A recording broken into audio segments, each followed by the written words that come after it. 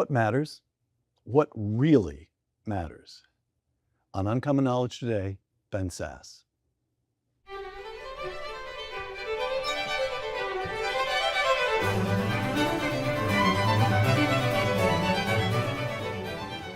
Welcome to Uncommon Knowledge. I'm Peter Robinson. Benjamin Eric Sasse grew up in Plainville, Nebraska, population today of about 1,250, earned his undergraduate degree at Harvard and a doctorate in history at Yale. He represented Nebraska in the United States Senate from 2014 until 2023, when he became president of the University of Florida, a role in which he served until the middle of 2024. This past December, Ben Sasse posted an announcement on X, quote, "This is a tough note to write, but since a bunch of you have started to suspect something, I'll cut to the chase.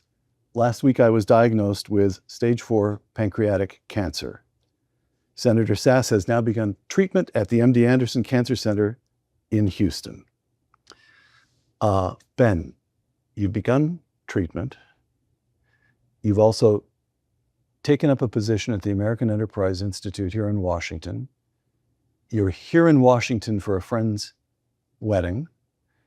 You're recording a podcast.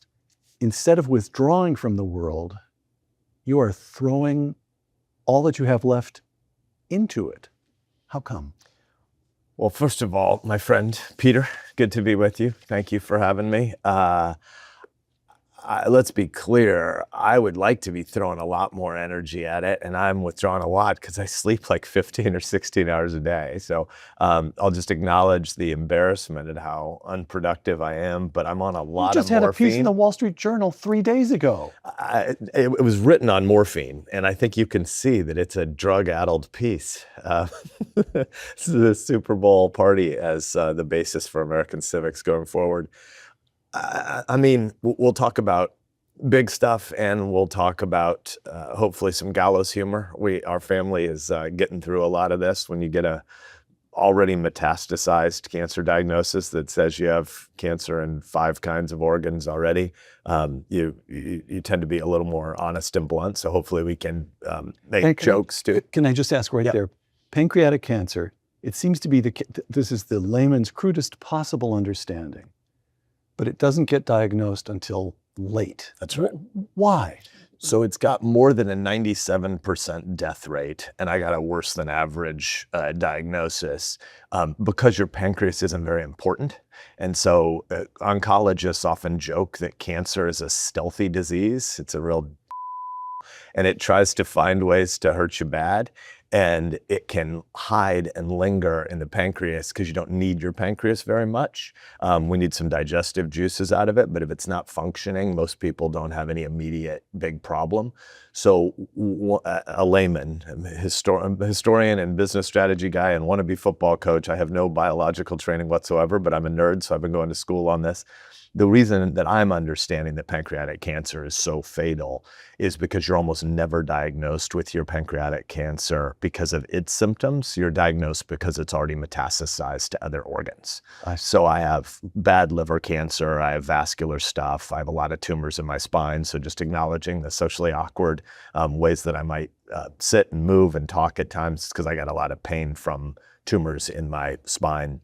But the pancreas is a super fatal kind of cancer, but it also means that it's the places where they're throwing, our scientific experts and community are throwing some of the most interesting brains at the problem of what does it look like to do immunotherapy differently? What does it look like to do really aggressive chemo?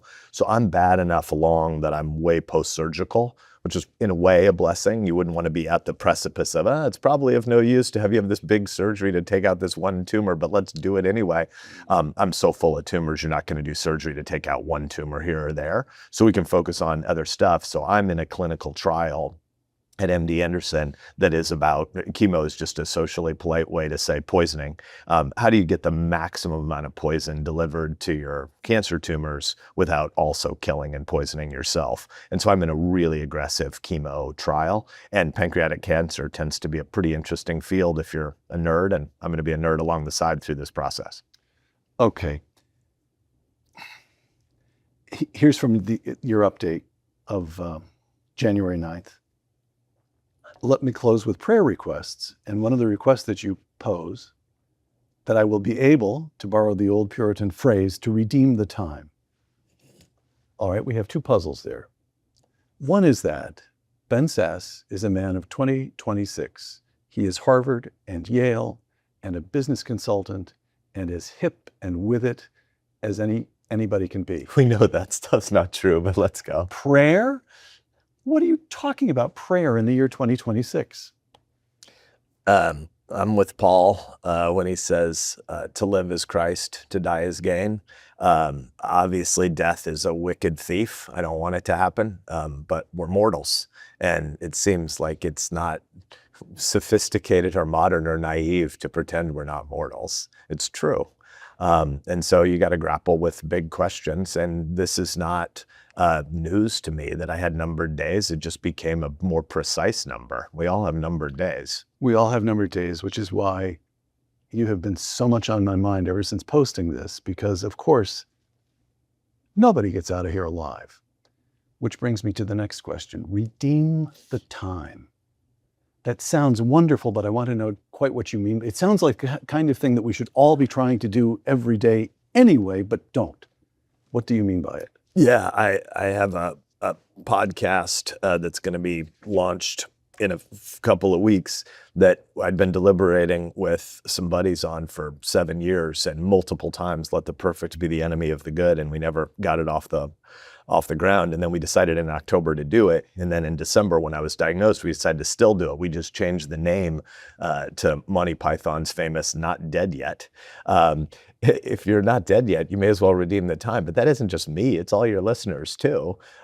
Redeem the time in my theology means it is a great blessing to be able to live a life of gratitude to God by doing stuff that tries to benefit your neighbor. It is a blessing to get to be co-creators, but we don't build any storehouses that last. The things that matter and endure are human souls and things way bigger than any of my projects. That doesn't mean we should be neither triumphalist nor despairing, right? Like nothing we build is going to last, but that doesn't mean nothing matters. The chance to love your neighbor and serve is a blessing, and that's what the Puritans meant by redeem the time.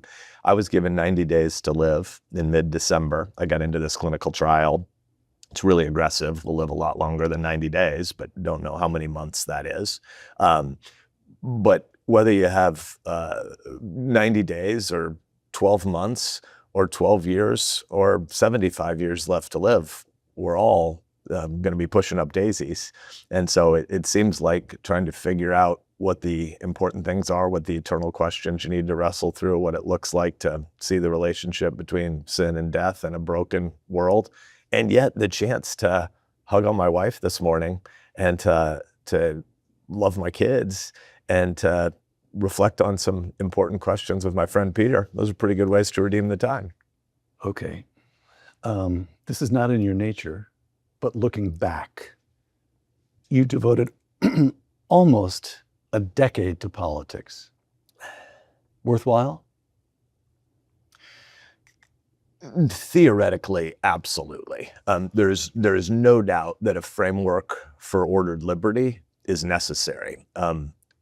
Power and coercion and restraint of evil are not the center of anybody's loves, or they shouldn't be. The worldview is pretty distorted if politics can become the central thing. And yet, because the world is broken, it's important work.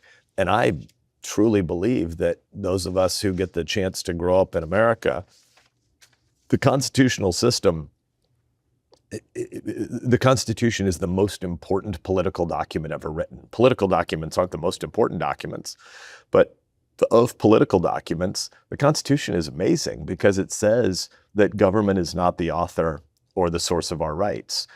We have our rights from God via nature, pre-governmentally, and government is just a shared project. It's a secular project to secure those rights and pass them on to the next generation. So government in general is important. Let's have 1 or 2 cheers for politics, neither 0 nor 3. Maybe a way to think about the historic divide on the American political continuum is the right side. Conservatives used to be one cheer folks and Democrats used to be two cheer folks, but they're both legitimate American positions because they're neither zero, pretending the world isn't broken, or three, a statism that pretends power and coercion could be the center of your worldview. So theoretically, absolutely. Much longer set of questions about whether 2014 to 2023 were a very fruitful time in American life. And at 2040 or 2050, will we look back and say that we were in the process of preserving important stuff and building important stuff? Or were we kind of going through a weird, I'll stop and give you the floor back. No. But I do think it's highly likely at some point in the future when America has either declined or hopefully reformed itself, one of the things we're going to think we did is we figured out how to do politics in an era of disintermediated conversation. We don't have a lot of shared facts. We have gazillions of people screaming all the time on the internet, and we pretend they're representative. They're not at all representative. The loudest people have the most ridiculously outsized voice in American life. And it used to just be the left, the far left, that had a bunch of people who were post-constitutional or post-liberal, as in post-classically liberal. Now we have a bunch of people at the right end of the spectrum that are also post-constitutional or post-liberal. I don't think those people are representative of America, but we don't know how to have a conversation right now because we give all the voice to the loudest, angriest people. Most people aren't that angry. What about the Senate?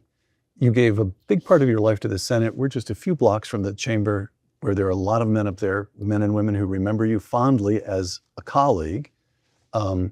Here's you. This is, I'm going to quote you from your appearance last year with Andrew Roberts on his podcast. When I was running for office in 2013 and 2014, having never run for anything before in my life, I would talk constantly about executive or judicial overreach. And those are big problems, no doubt. But the much bigger problem is legislative underreach. I think the founders would be stunned to find the branches that aren't jealous of their prerogative are the House and Senate. Congress is incredibly weak and dysfunctional. What can they do about it? What can we do about it?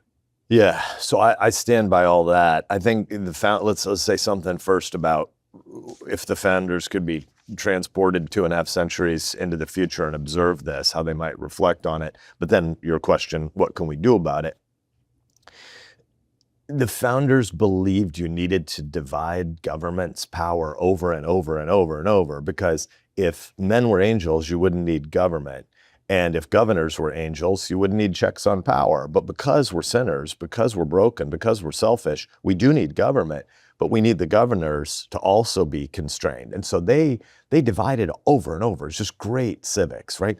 Private sector is more important than the public sector. Of the public sector, what happens closest to the people is more important. State and locals are more important than what happens way off in Washington, D.C.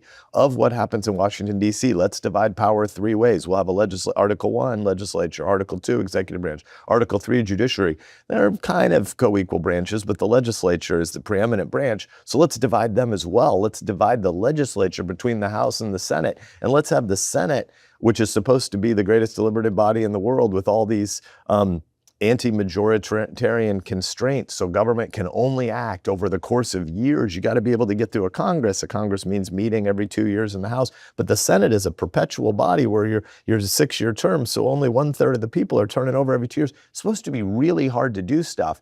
They did that because they assumed the people who would serve there would want to do stuff. They thought the 3 branches would be jealous for their prerogatives and they'd be ambitious for power. And so you do a ton of stuff. And so you need to constrain government. Super strange that the legislature mostly, and there are lots of good people there. And so even some people that I'm going to criticize their behavior, I won't, not by name, but they're caught in a system where we have a big collective action problem where most of the people in the legislature really just wish they were TikTok stars. And so what they're trying to do is find a platform to grandstand. They don't really want to do stuff legislatively. And so we don't pass anything. Over the course of a given 2-year Congress, about 11,000 pieces of legislation will be introduced. On average, about 380 pass, so 3.5%. Half of that 3.5% are post office naming bills, right? So we're passing like 1.6, 1.7, 1.8% of legislation that's introduced. In the last 44 years, I think there's only been a budget that has spent more than a third of the public's dollars on an appropriated normal process 4 times in 44 years. That's why we go through this BS every September 28, 29, 30. Oh my gosh, the government's going to shut down. What should we do? Should we fund the government at 0% of last year or at 102% of last year across every program? What idiot would do that? No household, no business, no not-for-profit would say, I should spend $0 next year, or every single dollar I spent last year was really well spent. Let's spend just a little bit more in all those categories. That's what we do every year with the continuing resolution, because they don't actually pass any budgets.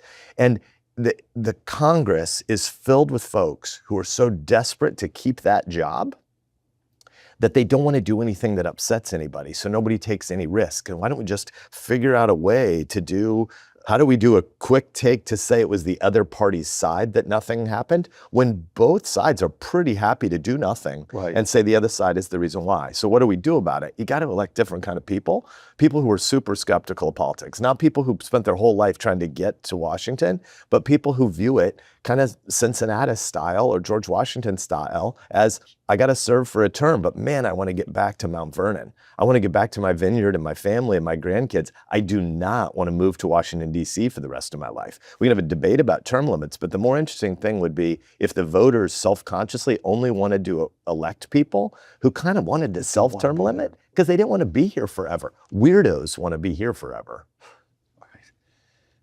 Higher education. Another non-political topic. Well, years to earn your doctorate at Yale, 4 years as president of Midland University, a small Lutheran college in Fremont, Nebraska, then your time as president of the University of Florida. Add this all up, and I get you devoted about a decade of your life to higher education. Again, from the perspective of your current situation, worthwhile? Were those years well spent? What seems more, I guess what I'm getting at is, now that you hear the clock ticking, what seems more valuable and what seems less valuable than it did before the diagnosis? I'll make a joke. Fair. I'll make a joke. I'll say a really serious thing, and then I'll try to answer your question. The joke is my dream job was... Only you. My dream job was to be a graduate assistant and eventually become a part of the offensive staff at the University of Nebraska football program. And I should have pursued that directly because I'm annoying and relentless. And if I'd have really gone for it, I'd be a football coach today like my dad was. And I think that would have been a better choice. But anyway, the really big point you hear when the clock is ticking, not to go, full cats in the cradle, but, I just want to say, man to man, human to human, parent to parent in front of your audience, like the workaholism in my soul is something I've repented of to my family, but I'm happy to say, not happy, I'm embarrassed, but comforted to say publicly, what a mistake in my 20s and 30s to be so focused on a lot of work ambition that I just made way too many stupid decisions to be on the road too many nights per month and per year. And so if I had it to do over again, I would think a lot more intentionally about how to be more ambitious in my household and to take the Lord's Day and the Sabbath more seriously than all the ways I was a workaholic for decades. I was repenting of this and reforming the process well before the metastasized cancer diagnosis, but I just, wish in my 20s and 30s, I'd have done a little better job at balance on work home. To bring our listeners along, in your 20s and 30s, you got this doctorate at Yale, and then instead of going directly into academia, you became a business consultant, and you were on the road constantly, and that lasted for some years, didn't it? Yeah, I did. And then you went to Midland, Midland University and became president there, correct? Yeah, I had two work paths. I could see, wave of nausea. I could see that the digital revolution was going to disrupt almost every vertical. Like almost all sectors were going to get disrupted. And Max Weber has the great distinction between entrepreneurial and bureaucratic management. Bureaucratic has a negative connotation for lots of legitimate reasons, but in one sense, bureaucratic just means maintaining or sustaining institutions that we have that are important. Entrepreneurial, from the French, shifter of resources, is making changes in your strategy or what you're doing. So I did I did strategy consulting, Boston Consulting Group, McKinsey and Company, private equity. But I also was a nerd and I wanted to read books in common with people. So I got a PhD in American history, not because I ever planned to be an academic, but just because I wanted to read books I didn't want to write a dissertation really, but I wanted to go read a couple hundred books together around a seminar table with people. And so for a while in my life, I kind of had two full-time jobs. I was on an academic path as a grad student and junior instructor at Yale, and then later taught at the University of Texas in Austin. And I was also doing strategy consulting on the side. So for a decade and a half, I kind of worked two jobs. And friends I have who've been road warriors kind of have the theory that if you're away less than 7 nights a month, things can still work pretty well at home. If you're away 8, 9, 10 nights a month or more, that becomes 2 or 3 nights a week, it's too much. And I regularly traveled more than 7 or 10 nights a month. And so I have a lot of regret about that. So the point I was just making is you were comparing one job calling with another job calling. Yes. The bigger set of, Solomonic ain't the right word, but 53-year-old, but on your deathbed, 53-year-old wisdom I have is work-home balance matters a lot. Have a thick community, be from a place. We bought cemetery plots early in life. I've known for a long time where I was going to be buried in St. Paul Lutheran Church Road in Arlington, Nebraska, over the Elkhorn River. Death is terrible, but the cemetery is beautiful. We've known the rootedness of where our family convenes for all the holidays, but we didn't spend enough hours every month doing that. So I have regret about that. To your question, academia versus politics. Politics matters, but in my 9 years in politics, a little more if you count living on a campaign bus for a year and a half, I was always willing to say what I believe to voters, even if it might make me unpopular. I have the weird claim to fame of being by far the highest vote getter in the history of Nebraska, and also by far the most sanctioned person in the history of Nebraska. My guess is second or third most sanctioned person in Nebraska has been sanctioned by their party 3 or 4 or 5 times. 63 times state parties in Nebraska convened to condemn me for not being aligned with President Trump on issue X or whatever. 63 times? I have 63 censures. I had noticed some of those stories, but not 63 of them. But what's crazy, I don't mean this to be self-serving, this is my point about a bell curve distribution. Most of America is center-right, and they want politics to do a limited number of things, do it well, get its job done, and stop pretending you want to be Hollywood. Washington is Hollywood for ugly people. Shut up, do your service, and get off the stage. And regular folks liked my approach to politics, and so I'm glad for the ways that we went and said normie things. Go to more town halls, but roll your eyes. Don't pretend that politics is the center of the world. The center of the world is where you're raising your kids. It's where you worship. It's where you go to work next to somebody on the line for decades or on the farm next door. And so politics is really important, but right now we're going through a phase where our politics is so polititainment, where a very small number of people are paying attention, but those people are making it the center of their life. They're overrepresented. We need a lot more normies to come back in and engage in politics a little bit. And so if I were going to do more politics, I would want to, back then, I would want to make that case more aggressively that we need to resist the weirdoification of politics, which is what happens when Twitter and Instagram capture a political score. We know that only 14% of Americans are paying attention to politics on a daily basis, and only 29% pay attention at all. 71% are disengaged. We got to get those the 71 are the good 50th people, and the 60th and the 40th percentile person to engage in politics a little bit. Higher ed has more import because we're going through a phase of having to help 15 to 18 to 21 to 24-year-olds prepare for life, both work, vocational, so paid vocational stuff, and the rest of life, not just once, but for a world where we're going to have disruption over and over and over and over. Okay, so you spent a year and some months as president of the University of Florida. One of the things that you did was bring your old friend. As I recall, you were close friends. You got your Yale doctorates in history together. You brought your old friend Will Inboden to the University of Florida and put him at the, what was it called? The Hamilton School. Hamilton School, and started moving, reforming, showing the way the two of you believed a modern American university should look. Things have happened to you. Will is now provost at the University of Texas, which is a much bigger operation than Hamilton was. He's serious about reform. Can it be done? He has Can it be done? He has a good team and a good project. So Jim Davis, president of the University of Texas, the board of regents at Texas, the political leadership have done a lot of things to set the table and given Will a really interesting platform and project. Will is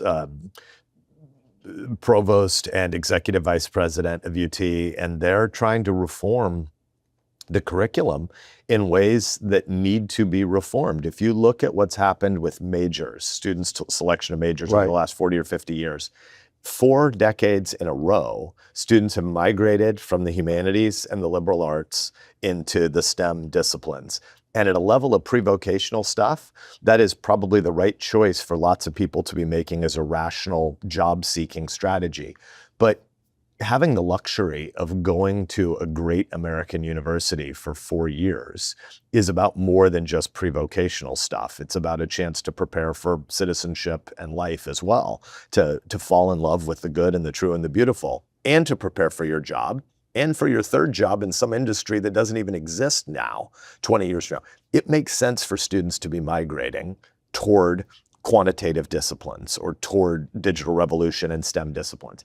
That doesn't mean the humanities and liberal arts don't matter, but what's happened at most universities is the people, not all of them, and they're not all bad folks, even those that are advocating for a strategy that I don't support, but there are a lot of people who've nichified their disciplines in the humanities and the liberal arts in ways that are not about big questions. They're not about goodness, truth, or beauty, and they're not about preparing people for any work. They're just about ideological capture of a lot of stupid little niches to write a dissertation read by dozens, tops, and then have forced demand through the curriculum. There's no reason to do that. There's no reason the taxpayers of the state of Texas or the state of Nebraska or the state of Florida should subsidize somebody to teach in a discipline that isn't wrestling with big questions and isn't preparing people for work. And so one of the things that Will is doing that I think is really beautiful is asking some fundamental questions about what does it look like to have compulsion in the core?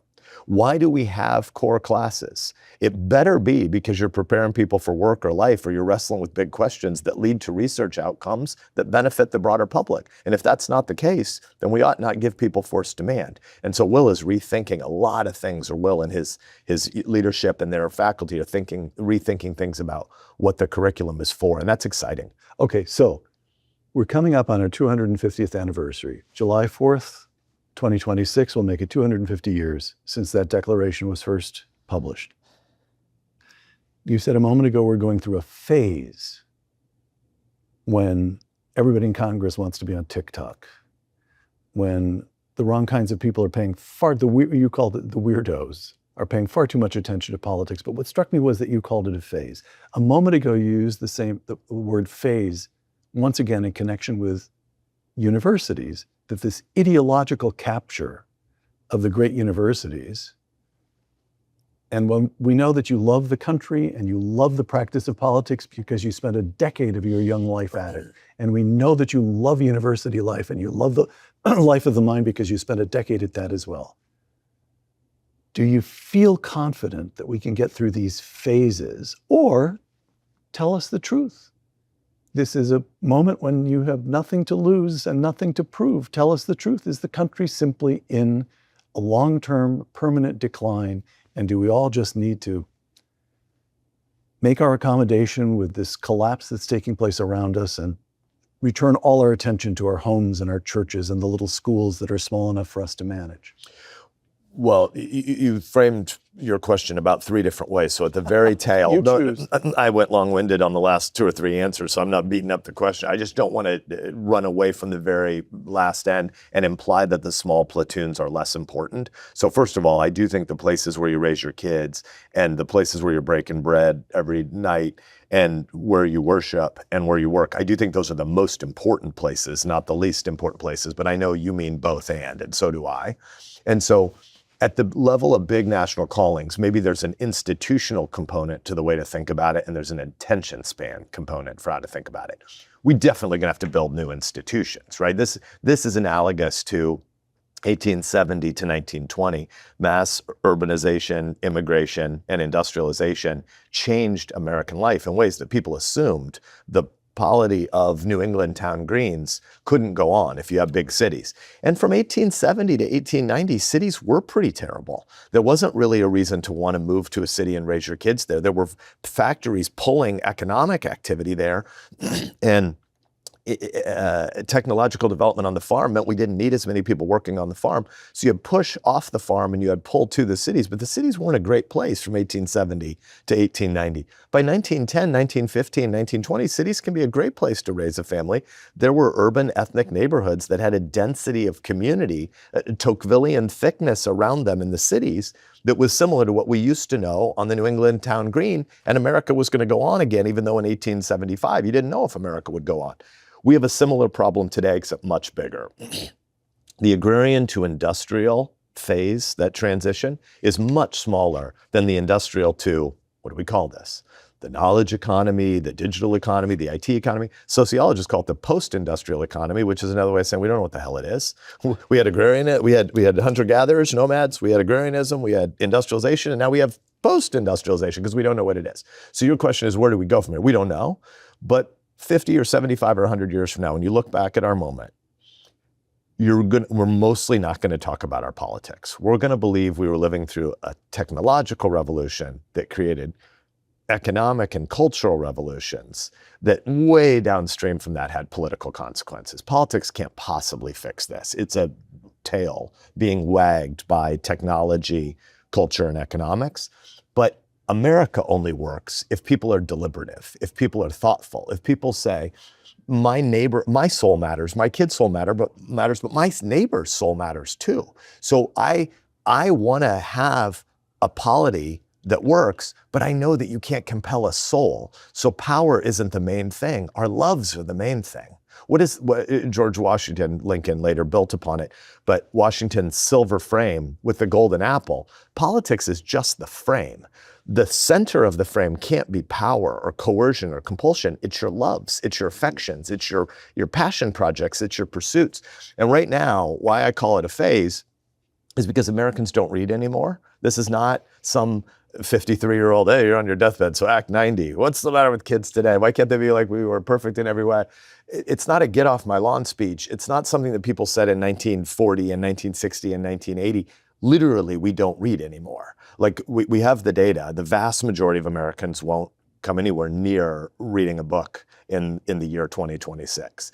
And so the shortening of our attention spans to digital clips and shorts, it doesn't work for a deliberative republic that is anti-majoritarian, that says, I believe in freedom of religion, speech, press, assembly, protest, or redress of grievances, because these things are about souls, and souls are more important than things that can just be governed by power. And so I'll stop with this, but if we succeed, it will be because we learned how to be deliberative, despite having these digital tools can be awesome, but they can also be a hellscape. Like people ask me all the time when I was still on the speaker circuit, is the digital revolution going to bring heaven or is the digital revolution going to bring hell? Yes. The only right answer is it's going to bring everything humans do faster. The good stuff, more of it faster. The bad stuff, more of it faster. But you would never think that the digital revolution would cause a collapse in sex, but we know it's happening. There's almost no sex in America. There's less premarital sex, there's less marital sex, there's less extramarital sex. The only increase in sex is like there's some 70-year-old rich dudes who have Viagra who have a tick more sex. But in general, there's a crap ton less sex everywhere in American life. And it's because a porn revolution has made it way easier for people to be satisfied, not really, but to be short-term satisfied without having to go through all the work of having communion and relationship with another human who's annoying. And so like sex is great. And the digital revolution has created something that has made us all bored by sex. That's weird. You told me to YOLO, so I'll just put it out there. No, YOLO. Cynthia Ozick. Cynthia Ozick is 97 years old. This is some famous novelist, very wise woman. someone who lived through the Depression, the Second World War, the protests and riots and stagflation of the 1970s. And this is what Cynthia Ozick said in a recent interview. This is my last question about the country. And then we'll do more on sex. On you. Yeah, exactly. Then we'll get to the sex show. Would you please, I thought you might be a little bit subdued, not a bit of it. Zero. Attention span problems. All right. So I want to know if you have an answer to her. This is Cynthia Ozick, this wise 97-year-old woman in a recent interview. This is a good country. It's a great country. And now it's disintegrating. How do you answer that? Well, President Reagan had the line that in a republic, you're always only one generation away from the extinction of freedom because it can't go forward in the bloodstream in a republic. The people have to believe it, and therefore you have to pass it on. We're a creedal nation. To say that government isn't the author or source of our rights, it's true, but it is a weird thing in human history to believe that. Nations haven't believed that. They've believed things about their tribe, and maybe the people right next door to them were not thought to be truly evil, but they sure as heck couldn't be trusted. And so government was just about power. We believe this crazy creedal thing, which is universal human dignity. People are created with dignity. They're endowed by their creator with inalienable rights. Among these are life and liberty, but also the right to pursue happiness, even in ways that I don't agree with. Freedom of religion is a crazy interesting thing because all religionists, even if we disagree with each other, agree against the status that you can't compel souls. And so I want to defend somebody else's religious liberty, even if I don't agree with their theology, because I think the freedom to wrestle with ideas includes the right and freedom to publish those ideas. It includes the right and freedom to assemble for worship. And so if you believe those creedal things about human dignity, you have to pass them on. And your nonagenarian is definitely right that we've not been doing any of that. We haven't done basic civics for a really long time. This is not a digital revolution problem. The digital revolution just intensifies our distraction. But in some ways, America becomes the global preeminent power during World War II. We have an amazing run in the immediate post-war period. And by the 1960s, we get into kind of an adolescent crisis as a nation. And we have so much affluenza, we're so rich, that we end up in culture wars. Some of it is super important culture wars about finishing the civil rights movement and undoing Jim Crow. But a lot of what happens in the late 60s is just licentiousness as well. And we go through a period of the 70s where it feels like America might be coming apart.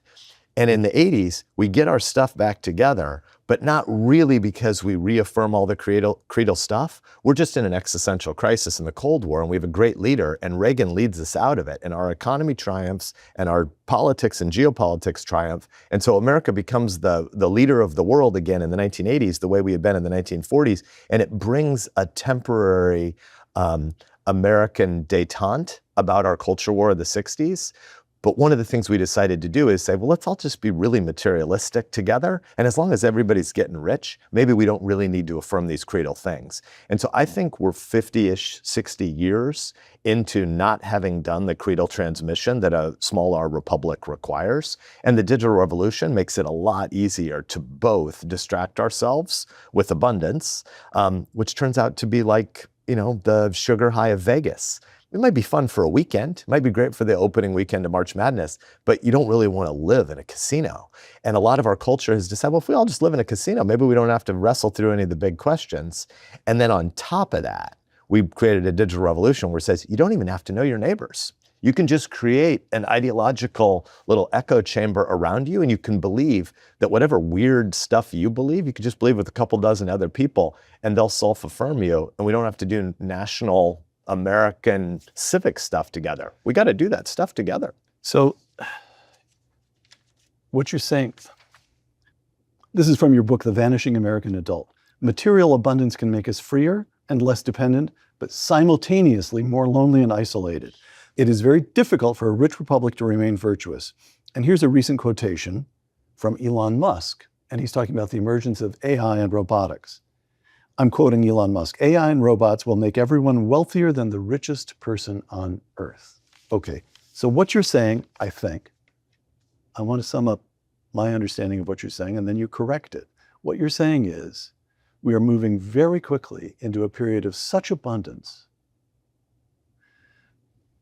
that our own individual choices, the question of free will, the question of what will we choose to do, will be more important than it has ever been, because abundance taken care of.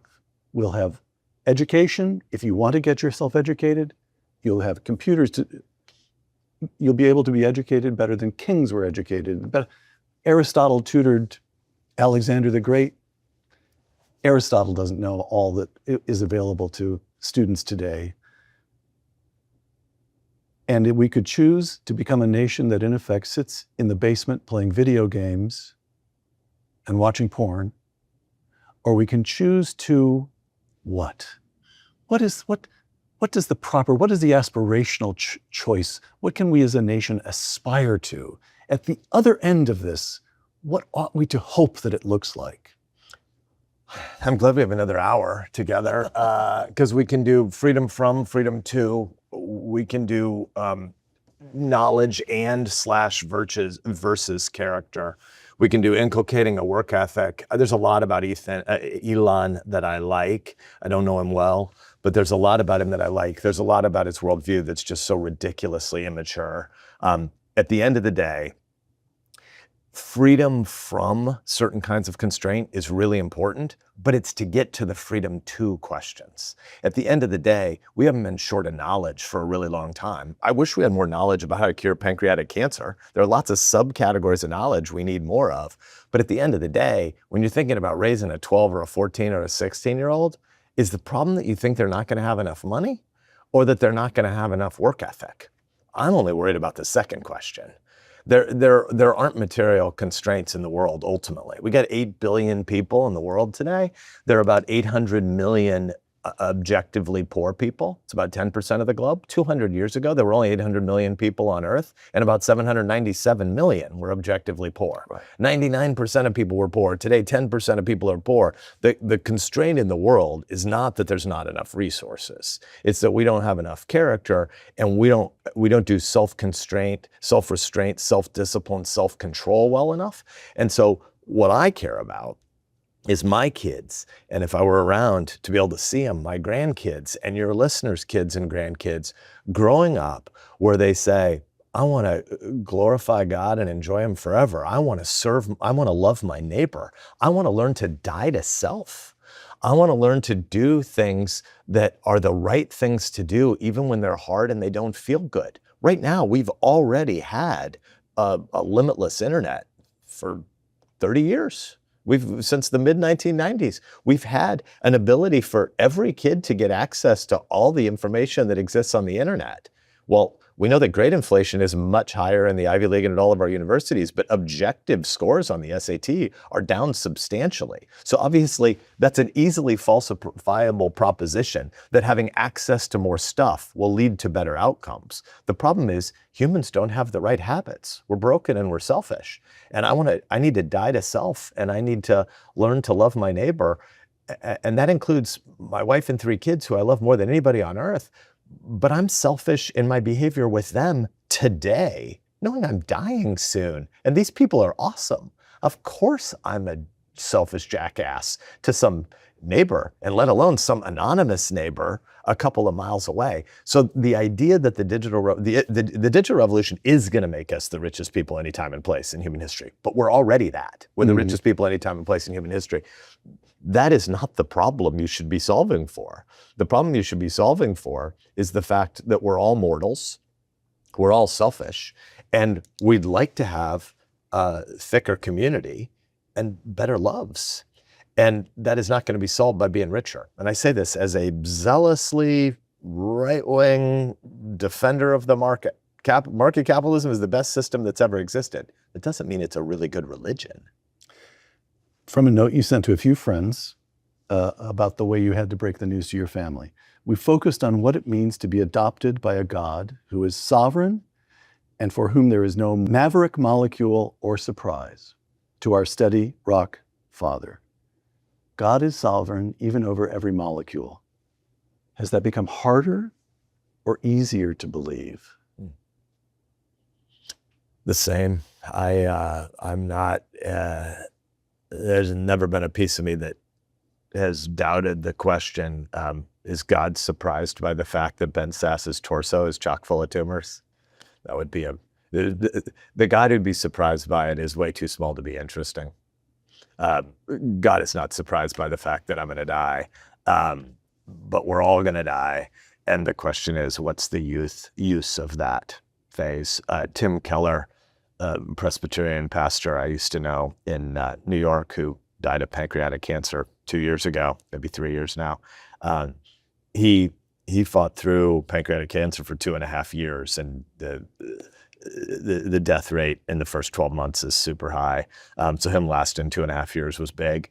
And Tim told a group of folks, he said, I hate pancreatic cancer. I would never want pancreatic cancer to exist, but I also wouldn't want to go back to a phase in my life where I hadn't known the prayer of pancreatic cancer. Prayer of I pancreatic cancer. don't want to get too serious, and we've got a lot of politics and theology and Elon's sort of weird jukebox life. I won't get too serious on you, but I've been diagnosed for 7 weeks. For about 2 months before that, it was obvious that something was really wrong in my body, and we couldn't figure out what it was. But now, as I mentioned, I'm on a ton of morphine, and so it takes away a lot of the pain from the tumors that are in and around my spine. But for the period before I started on the morphine, I was having a rough go of it. The desperation of that pain, the regrets I've had to wrestle through in the time of realizing that I wish I had served my wife and kids better. I wish there were things in their character that were farther along, and the stuff you can see that, man, that's clunky behavior. You look a lot like your dad.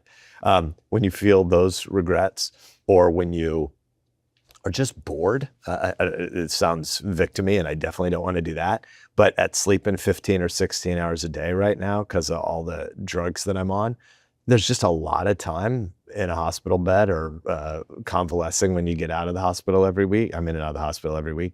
I'm just bored out of my mind. And those, which is a question about recognizing the futility of my efforts. Like, there was a time when I wasn't as bored because I could delude myself into believing my projects were going to build a storehouse that lasted. That self-importance, the regrets about love and service, and the pain, all those lead you to pray in a different way, because you have to acknowledge your finitude in a way that there's just a hell of a lot less room for bullshit. So I wouldn't do this if you weren't a friend, and I also wouldn't do it if you weren't you, but I think you may be able to answer the question. There's a bit in the Bible. Actually, it's the shortest verse in the entire Bible, so you already know where I'm going with this. And I've always wondered about it. So here we are. Jesus arrives at the tomb of Lazarus, his friend who has just died. And in a moment, he's going to raise Lazarus from the dead. And by the way, Martha, Lazarus' sister, comes running up and says, if you had gotten here a couple of days earlier, he would never have died. And but then we have Jesus wept. Shortest verse in the Bible, Jesus wept. So he knows that we suffer, and he suffers through it. What is the point? It's still constructed to permit us to suffer. Why? This is the problem of pain. I know that it's such a permanent problem. I know that every philosopher and every junior philosopher has always addressed it so that it seems you can't talk about it without sounding trite. But it bothers me. It feels real to talk about it right now when I'm having a radiating set of pain out of a tumor in my spine. Pain is real, so it seems like the first thing humans should do is acknowledge that a lot is broken in this world. The existence of death is surely not the way it's supposed to be. So Jesus weeping, what a gift. First of all, the story is amazing. The whole Lazarus story and his sister's weirdly narcissistic behavior. That's us, right? Like we're dying in the story too. We're many of the characters, but we're definitely that egotistical, self-absorbed, Jesus, why didn't you do it the way I want you to do it? But to our point about short attention spans, first, let's just go back and read that story and a dozen adjacent stories. The Bible is so rich and we spend so little time reading it together. Jesus weeps there and he knows that he's going to raise Lazarus 5 minutes later. So it's an amazing story because he's acknowledging that death is terrible and yet death doesn't win. The Christian phrase in Christian literature for years has been to call death the last enemy. Jesus wept, 2 words, last enemy, 2 words, pretty great. Death is a wicked thief. It's an enemy, but it's pretty great that it's the last enemy. All the stuff that I regret for having been an inadequate husband and son and father and friend and worker, truth teller, all the stuff that I've been weak on, I'm going to be freed from all of that. Death is the last enemy. All right. Forgive us our trespasses as we forgive those who trespass against us. You're a far better human being than I am. That's BS. But I can... Just this morning, I was reading something about somebody I knew 40 years ago, and I thought, that son of a bitch is... I thought, I'm carrying grudges from 4 decades. Do you find yourself... Just to push back at the idea that I'm a better person than you, here's how big of a douche I am. I want to know who the guy was and hear the story. Okay, keep going. You'll know who he is, and I'll tell you later. Do you find yourself able to let go of... People have done nasty things to you, and you're in your political life, you write that you received death threats and people threw things on you. People behaved badly to you, but are you able to let certain things go? I'm wrestling through it. The healthy thing for me is that every time there's somebody I don't want to forgive for something, my wife has been really good at reminding me. There's a log in your own eye, the passage, but it fits in almost every instance. She's like, let's parse what that person did wrong to you that you want to still be polishing your little grievance. She's like, I got some things you did that are analogous and worse. I'm not earning my forgiveness by forgiving, but I do want to forgive because I've been forgiven. So there's still some people I'm wrestling through it on. But. So that's and do you feel forgiven? Yeah. You do feel it. It's real to you. To whom else would I go? Like there's nothing in Christian theology proper. There's a distinction between imputation and atonement. Atonement is taking away our sins, but imputation is getting credit for all the righteous stuff I never did. And I never did anything that's righteous enough. I never did anything that wasn't tainted by selfishness. I love my wife more than anything. And yet, at times when I ask a question of her, both to have her feel heard and loved and respected, but also because I kind of hope she'll flip that question back to me and I'm ready to talk again. Enough about you, more about me. Like everything we do is still selfish. It's tainted. And so it isn't just being forgiven. It's knowing that I need the imputed righteousness of Christ. Last question. You published an update on X on January 9th, in which you got off a line. I don't want to trade places with you. I really don't want to trade places with you, but I wish I'd written this line myself. That's how good it is. You can play a lot of basketball in the last 60 seconds. What do you still want to get done? This has been fun. Thank you for having me. Good to see you. I My girls are 24 and 22, and our wonderful providential surprise is a decade younger. So our boy is only 14, and when you get a precise date on how soon you're going to die, I went through the question of, if I can fight to get into a clinical trial and a lot of what'll happen in that hospital is going to be kind of nasty, why do you really want to do it? And I felt a duty to try to get into a clinical trial and to fight to live a little while longer,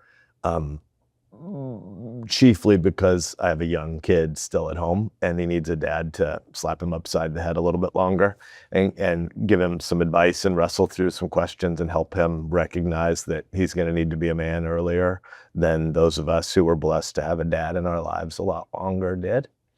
So I want to be a good dad for longer.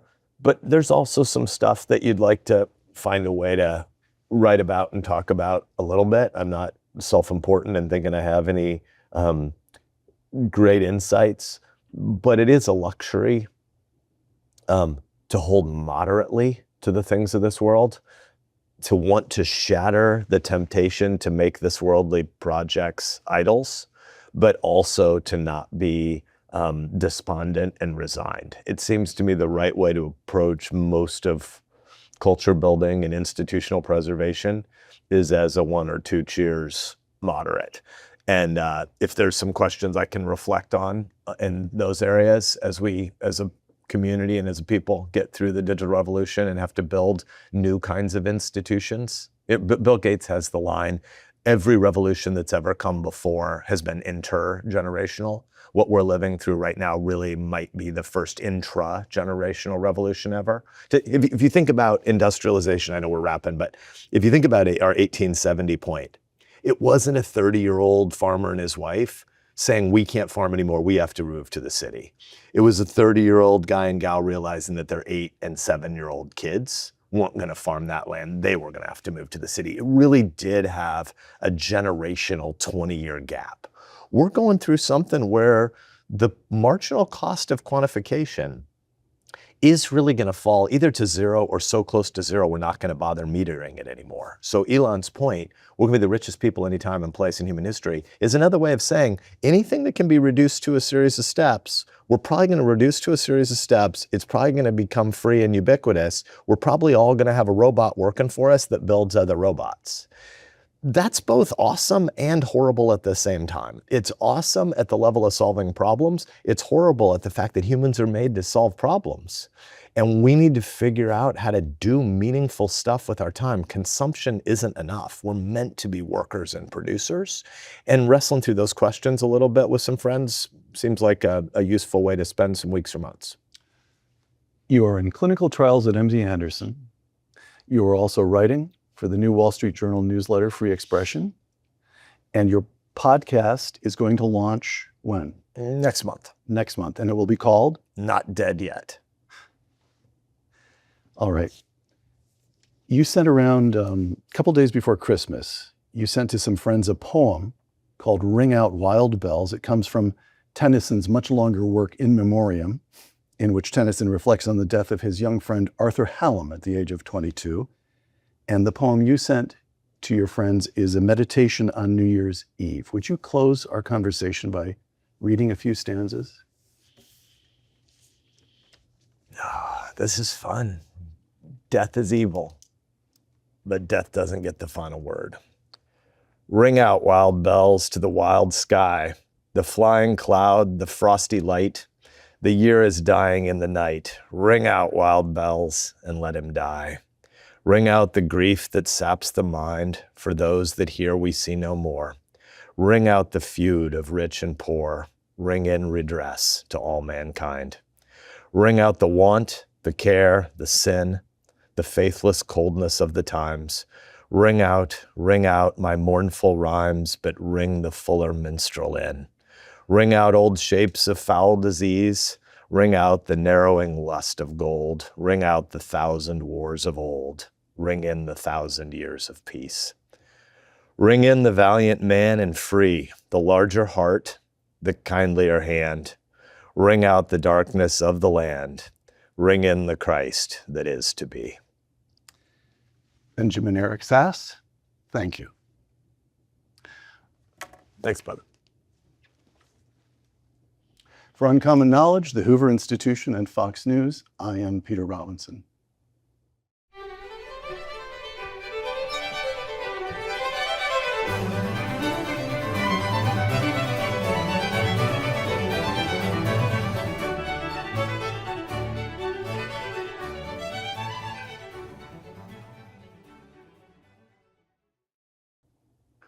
You bastard, you got me choked up. You and Tennessee. I wanted to. That was fun. Thank you for thinking of that. I hadn't thought of that.